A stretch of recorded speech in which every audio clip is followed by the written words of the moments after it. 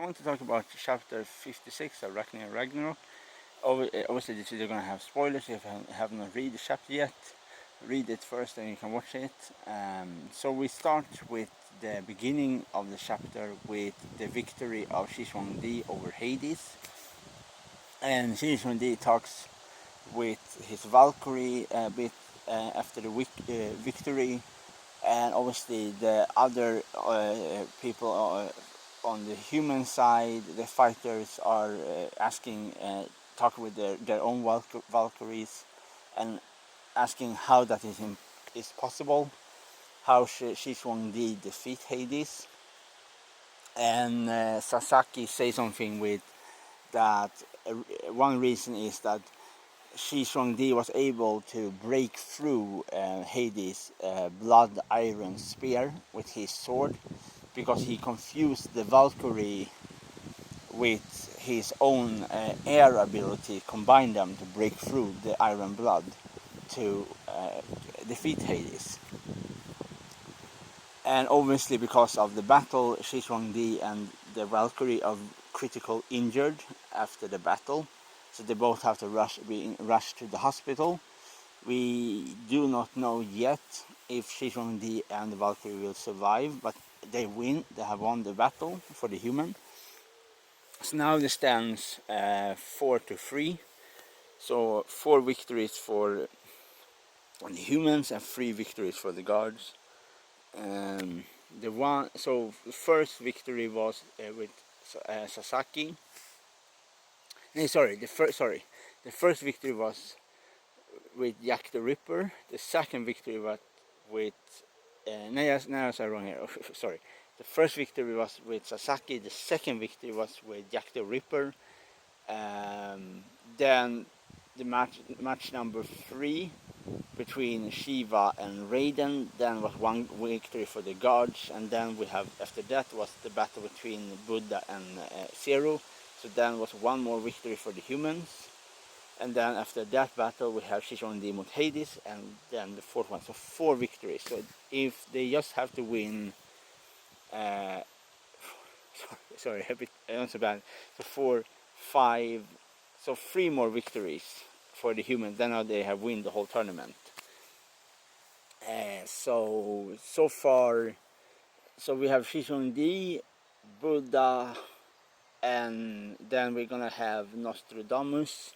Nostradamus gonna be I don't know when Nostradamus will fight, but I think that Brunhilde will save him for the last or second to last battle, because he's probably one of the most stronger. So all of the very powerful characters she saved, because the guard will also use a strong character again, and probably Zeus in some way will return. And so we have the strong character of the guards are Zeus, Odin, Loki, I presume, are the strong ones, and obviously Thor. Thor is also a very strong one character. Yeah, so I think the chapter was really good. There was lots of just talking, and obviously Adamus tried to kill Brunhilde and her sister Valkyrie, and he was stopped of Beelzebub, and Beelzebub always say something: you will not stand in my way of my achievement. But the interesting thing here, in some way, because both of them want to trigger something in the battles and play unfair, because Beelzebub do something to Zero to turn Zero to a much stronger demon against Buddha,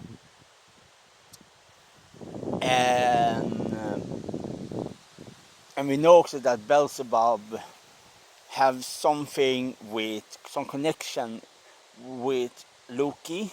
And a reason why I say Loki, because I presume that it was not Odin that talked with Beelzebub in that laboratorium.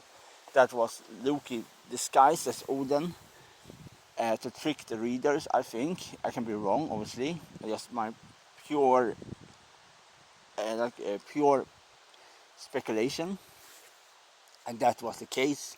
That Loki just disguised himself as Odin to for trick us readers to believe that that was Odin. Yeah. Anyways, so this song how do you say it? The song kind of plans between Loki and Beelzebub in some way, because with Ragnarok, I think that even if the human win, the Loki and Beelzebub will still try to activate Ragnarok to take over the power. So I think they're going to be some kind of split faction between some gods that are gonna join the human side against the demons, and some of the gods will join the demons. So I think that was the whole plan in the beginning of the demon, why they tried to turn Zero into a demon, because it was not meant for the victory for the gods. It just was a victory for the moment, but the whole point is much further on. This way, I mean, this is a reason why I think why Beelzebub stopped Adamus, not because he liked the human, not because I just he have to play the game smartly, and he have to think the rest of the god believe that he works for them. But if he have to, but Adamus is too aggressive and too don't think so much smartly, and that is a reason for why he have to stop Adamus. Because if Adamus do something stupid and kill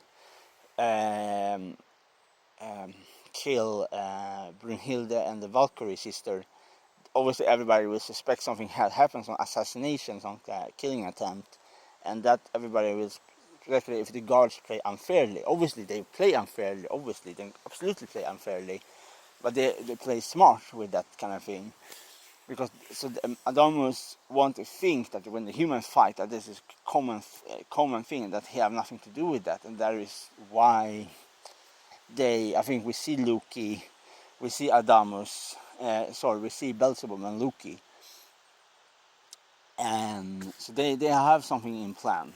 I don't know if Loki will stab Beelzebub in the back when they have achieved the plan, or something. But we know now that we can see that, obviously because of mythology, that Beelzebub controls fly, and in some way he can turn his flies to some kind of sharp objects, because he slices off Adamus' hand in the air. It's that he controls flies in some ways. So it's gonna be really cool for next chapter. And obviously, so probably you all know, if you are a Ragnarok fan, you probably know that next year we're gonna see season 2 of Ragnarok in Netflix, the animation season 2. So that's gonna be really cool to see that fight happen. Obviously, spoiler again, if you are a new reader of Ragnarok, or you are only the watcher of the season 1, so a huge spoiler here, that obviously you are probably already spoiled if you go into Netflix and you see the pop-up picture for Ragnarok, because then you see the fighters that will be in season 2, with like Shiva, Raiden, Jack the Ripper, Hercules, and Buddha and Zero. I don't know how far we're gonna come into the battle with Buddha and Zero, but all of the other fights we're gonna see if the whole match.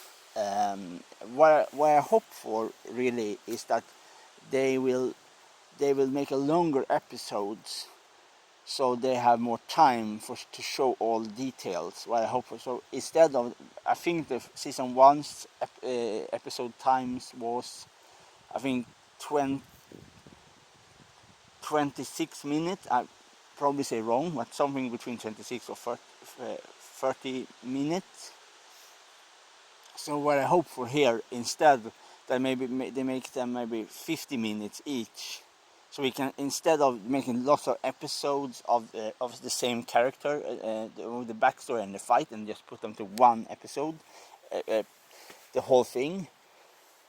For each fighter have his own full episode with a full story, like, so we see everything from this in one episode, and next episode, next combatants, full story, and to the end. I think that is much better, because then we have the time to just relax and watch everything. Then round 4 the full episode, round 5 full episode, and so on. I think that is, for me anyway, I think that's a better to see, instead of you're gonna see like 5 or 6 episodes of Jack the Ripper backstory, because I think Jack the Ripper's backstory was the longest backstory so far, incomparable to all of the others' backstories. So that also gives also the possibility for to see more of Buddha and Zero's fight. If we make the episode much longer, so we can put in much more details in the episodes. But who knows? We just have to wait for next year to see what will be, how that will be. Yeah.